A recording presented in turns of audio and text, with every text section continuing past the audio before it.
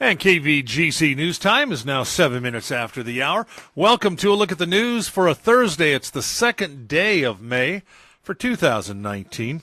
Topping the news today, the three defendants from a fight on the closing night of the 2017 Amador County Fair have been found not guilty of all charges.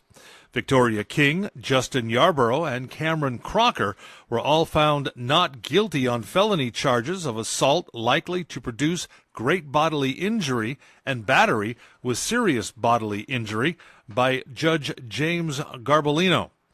Now, this followed 5 days of trial.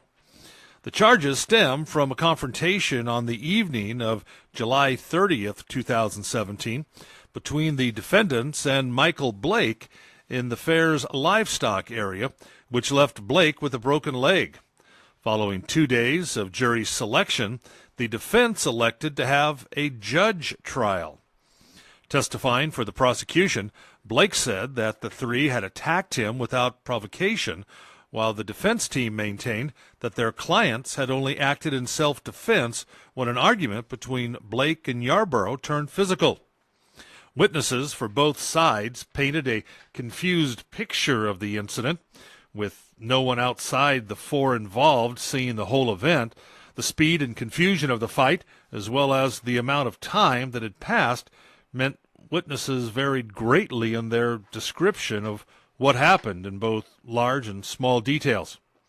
After the prosecution rested its case, defense attorneys for the three moved to dismiss the charges, saying that the prosecution had failed to prove its case.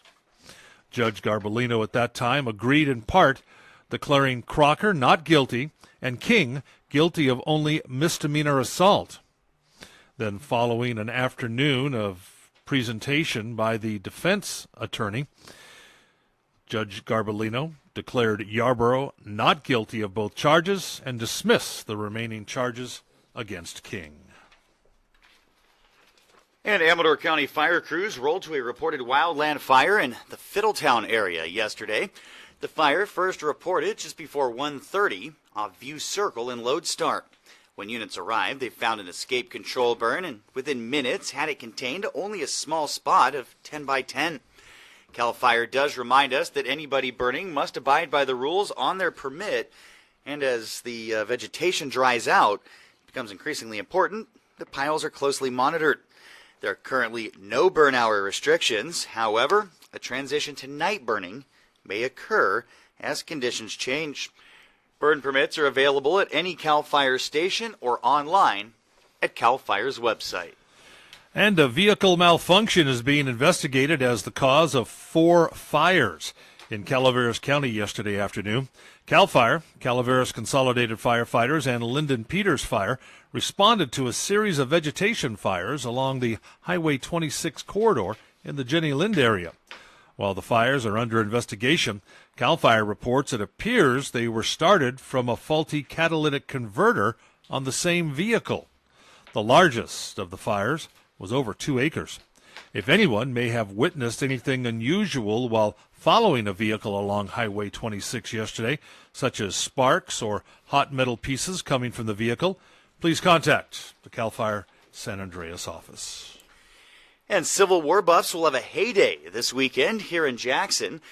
This Saturday and Sunday, the Kennedy Mine property will play host to a Civil War reenactment group. The reenactors will set up a historically accurate camp, dress in period clothing, and relive some of the most dramatic events in U.S. history. The public's invited to visit the camp from 9 in the morning until 8 in the evening Saturday, 9 to 3 on Sunday, for a trip back in time to 1863. Simulated battles will be held at noon, 3 and 7 on Saturday, 2 p.m. on Sunday.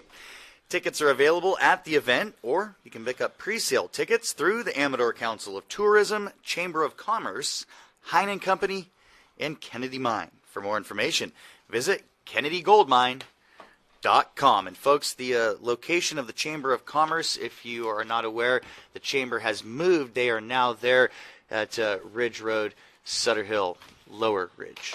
Number 1 Prosperity Court. What you can all say, I guess, across from the bowling alley, just a little bit. Yeah. Former EMCO 49er feed building. Yeah, going back.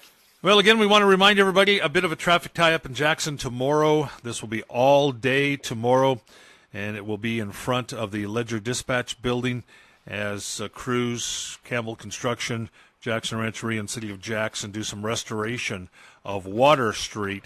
So, again, if you have to pass through that area, you'll need to take either Court Street or Highway 88 tomorrow. All right? All right.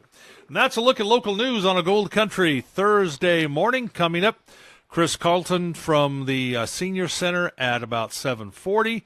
And then at 8:30 today, Lori Giannini will be here from the Calaveras County Fair and Jumping Frog Jubilee. We'll talk about the fair and more. From the KVGC News Center, I'm JD. And I'm Jim Geedy reporting. Remember, for the latest news, traffic, and weather 24 hours a day, to visit our website. That's kvgcradio.com.